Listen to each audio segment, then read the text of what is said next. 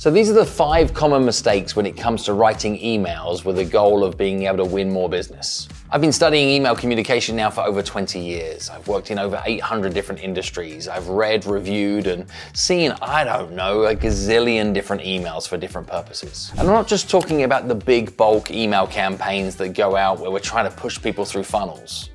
I'm talking about the one-on-one emails too, the ones that you and people like you are sending every single day with the goal to achieve an outcome, and that outcome is not being achieved as often as you would like. And I figured that if you knew these 5 big mistakes, you could do something simple. What you could do is stop making them. And if you could just stop making these mistakes, there's a strong possibility that every time you click send, you'd be more likely to get the outcome you're looking for. First of those mistakes are almost always a subject line related mistake. What did you put in the subject line? See, when you write a subject line that says follow up, meeting request, when you write a subject line that says thank you, when you write a subject line that says sales meeting 27th of October, when you send a subject line that says meeting request, what each of those subject lines says, not for me, not important, not for me, not important, can let that go. Create subject lines that invite people to want to take the next step, want to be able to review the email.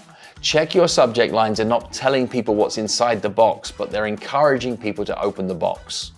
Stop making that mistake, you'll make a big difference. The second big mistake is that they are overloading an email with too much information. There is more than one thing to answer in the email. There are too many different brain patterns that are going on in the consuming of this information that I get lost. Like, which of these 17 things are you wanting to talk to me about? Email is a form of communication that allows you to transfer a fair amount of information in an easy way that should be able to get a simple response to it. What too many people use it for is a monologue of information that they then chase. Allow it to go backwards and forwards and backwards and forwards.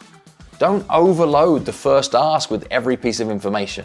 And if there's more than one ask, more than one thing that people need to consider in a primary communication, break it up into a series of emails. Wait for your reply until you put the next piece across. So we got subject line mistakes, we got overloading emails with information. Third big mistake, and I'm checking them here on my laptop as well because I wanted to write these down for you, is poor formatting. It's like, come on people.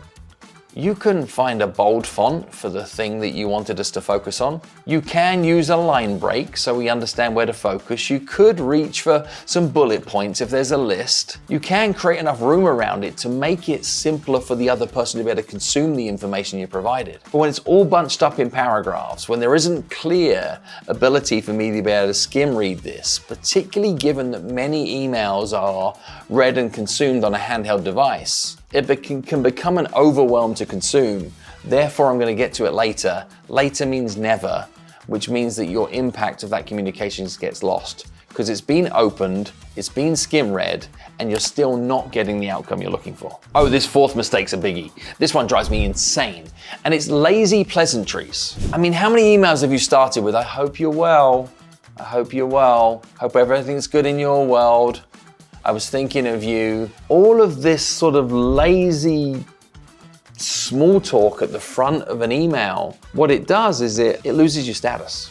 Because what you're doing is you're asking questions that, yes, you are hopeful that they are well, but your relationship may not be at the level where there's any real truth or engagement in that question. So the reader is thinking, yeah, what are you trying to get to? What's the point? Why did you interrupt my day? So try to avoid lazy pleasantries. And that mistake will then no longer be costing you. And then the final big mistake is no specific CTA, no specific call to action, nothing that is really crystal clear as to why somebody should do the thing you want them to do next. So if you want to simply get more responses from your emails, make it clear how you want somebody to respond. Make it easy for them to reply. Make it easy for them to do the thing you want them to be able to do next. So if all you can do is stop making those mistakes, your emails are going to get opened more, they're going to get read more, they're going to get responded more. And what are the big mistakes if you are maybe short on memory? Well, the first was the subject line piece. Don't write subject lines that repel people. Don't overload emails with too much information. Don't have lazy formatting that makes it difficult to read. No more lazy pleasantries. And finally, no more lack of clear call to actions. Remove those 5 puzzles from your emails. If you're doing 3 of them, remove the other 2. And if you're getting all this right now, then good luck to you. Keep writing brilliant emails. But before you get to hit send next time round, please make sure that you're at least not making these 5 mistakes. Thanks.